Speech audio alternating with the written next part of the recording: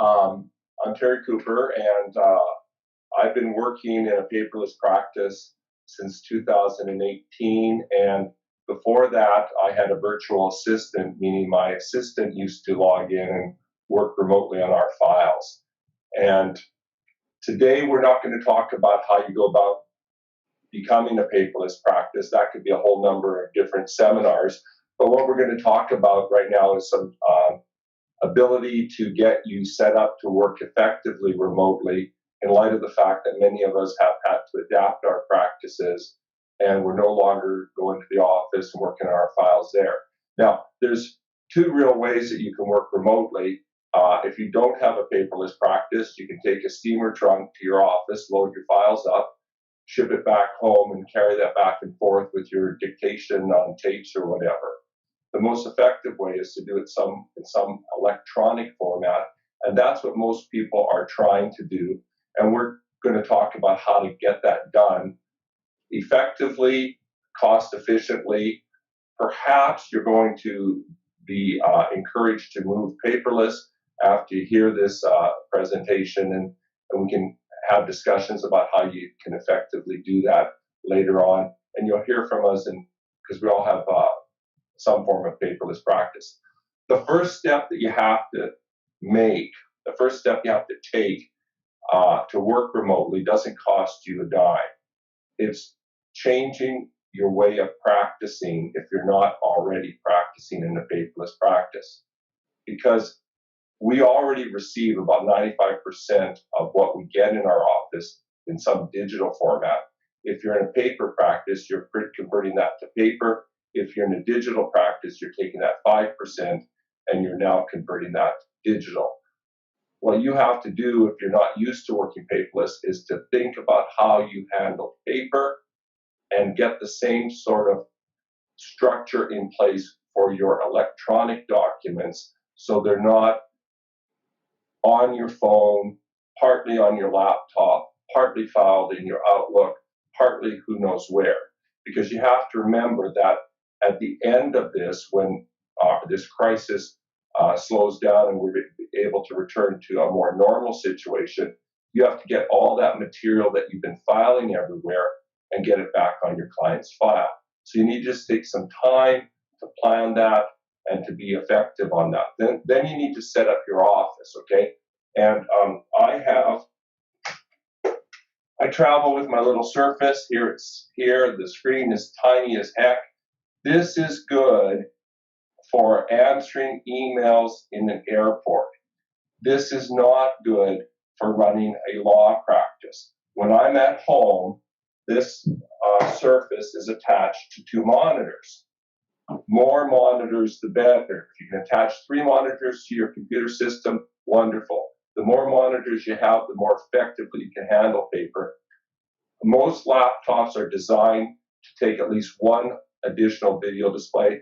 All computers are designed to take at least 1 additional display. So everybody has the ability to go to at least 2 monitors. If you've got a laptop and a tiny Surface one, you can only add 1 monitor. Get the biggest monitor you can. It costs about $179 at Staples, folks, and it will make a difference in your life.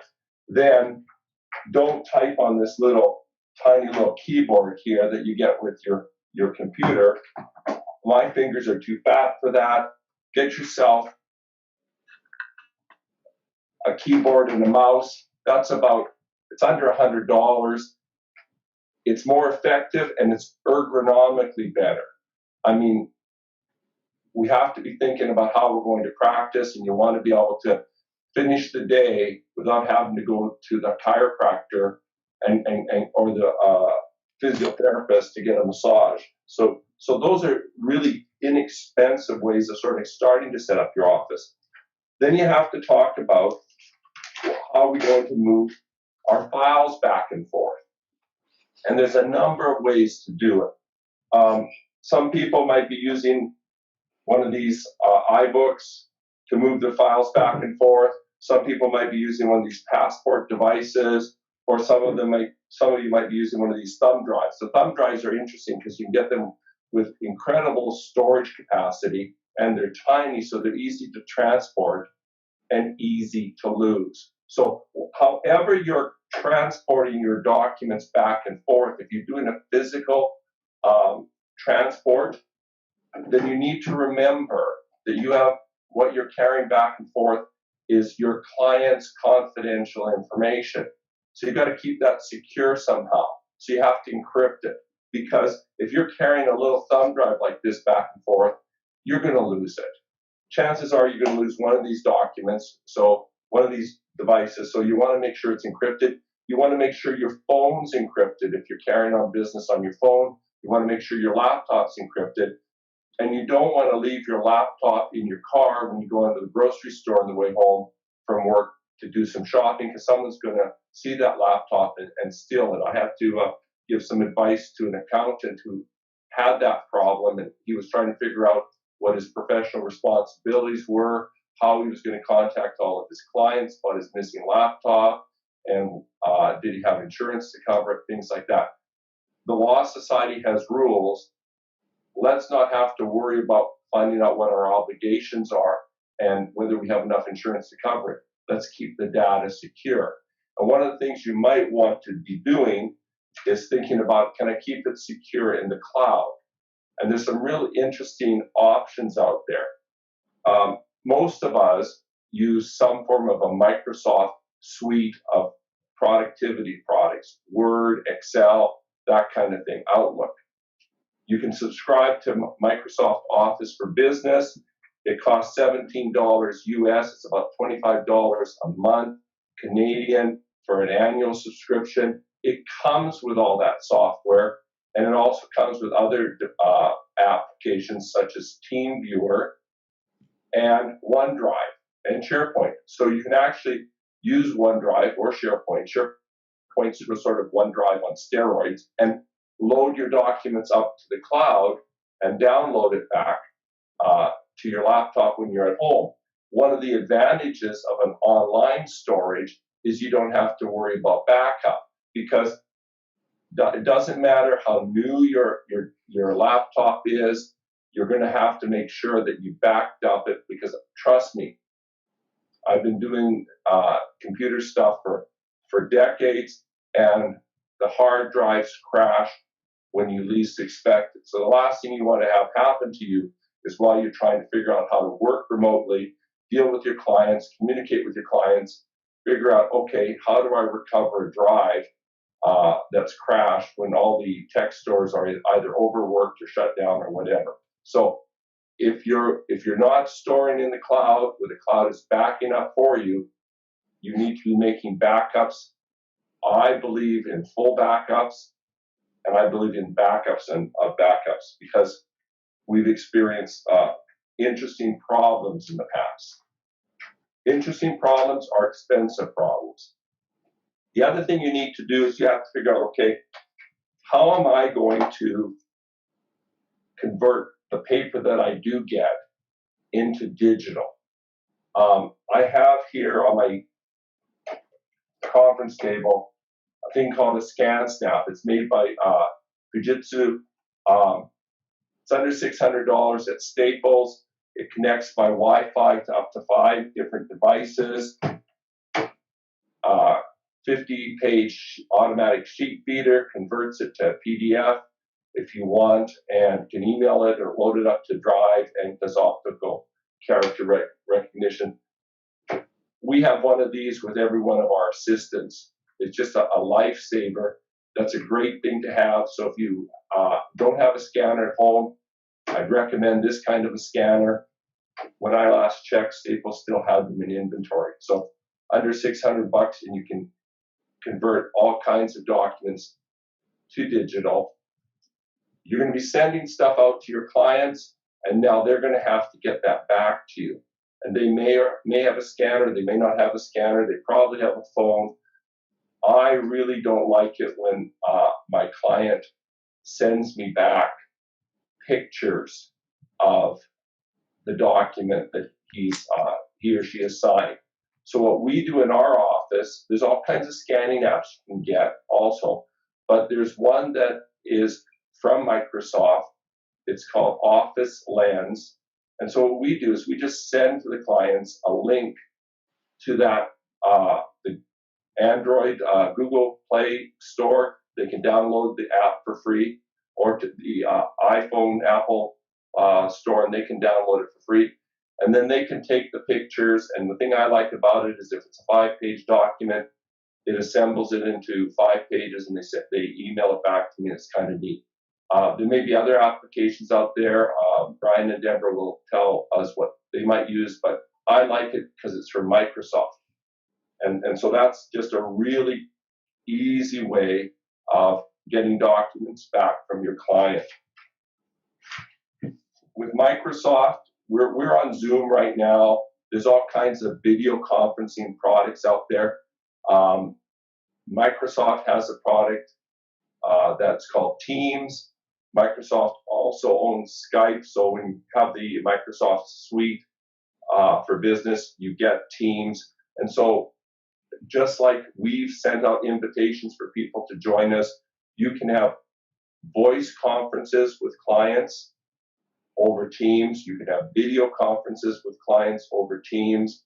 So there's all kinds of easy ways to communicate with that client relatively economically. So we don't have to go out and break the bank.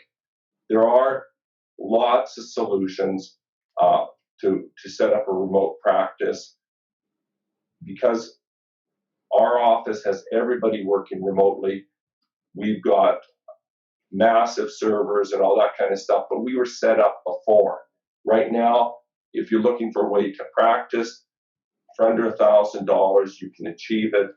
The one caveat that I would toss out is be careful about the products you use that are given to you for free. Usually the free products have less security. So the Skype Home may not be encrypted. WebEx, the free version, is not encrypted. So you pay a little bit more, you get the package, you get the encryption, you get the security. We have an obligation. We can't sort of say, oh, geez, these are rough times, so the rules about protecting our client shouldn't apply. We still have an obligation to preserve that data and make sure that what we're doing with our clients is as protected as possible. Those are my comments. Brian, you had a comment when we were talking before about how you connect your staff to your office. And I found that very interesting because you've done it on a very economical platform. So do you want to jump in here, Brian, and maybe talk about that and discuss your practice? Sure, and I agree with your comment that for today's purposes, we're really just talking about how to keep things going rather than becoming paperless on a broader scale. So there's really two ways of as you said, well, maybe there's three, including the steamer trunk, bringing all of your stuff back home. But there's really two ways of having a remote practice. One is to have it in the cloud, and you'd have the Office 365 and perhaps Dropbox, that sort of thing, where all of your data is in the cloud and you're going to the cloud to pull it back down to wherever you are. The other means of doing it is simply to have your desktop from the office appear on your desktop at home. So you're essentially just having a mirror of whatever you have at the office.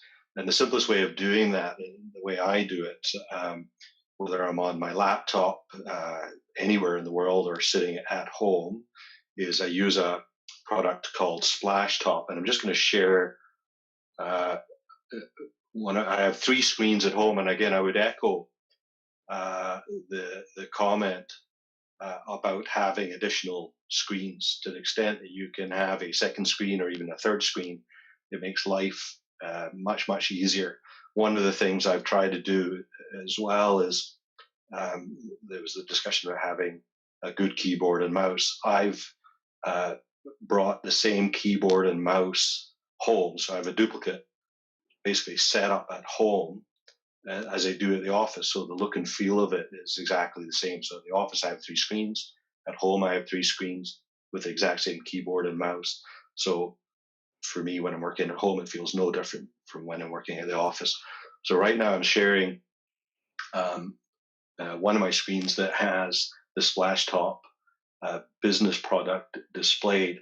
And you'll see there, these are all in US dollars, but they'd have a product. The entry level one allows you to access 2 remote computers. The one I have is the Business Access Pro, which is $100 a year. And that allows you to access up to 10 computers. And basically the way this works is you open an account, and once you have a base account, you can send an email out with a link to, if you have the same one I have, up to 10 different computers that you can then essentially mirror from your base camp. So if my base camp is home, I send a link to my own email. I open up that email at the office. It then puts its software on the office computer. And then when I'm at home, I can drill through to that office computer, and it simply shows on my home screen the office computer screen. So when I was sitting at home and doing whatever I see on the screen, it's actually doing those actions on the office computer. So long as you have whatever material you normally work on in your office systems. So we're talking about electronic stuff. So 95% of what you ordinarily receive is you can work on while you're at home, so long as you have that on your office computer.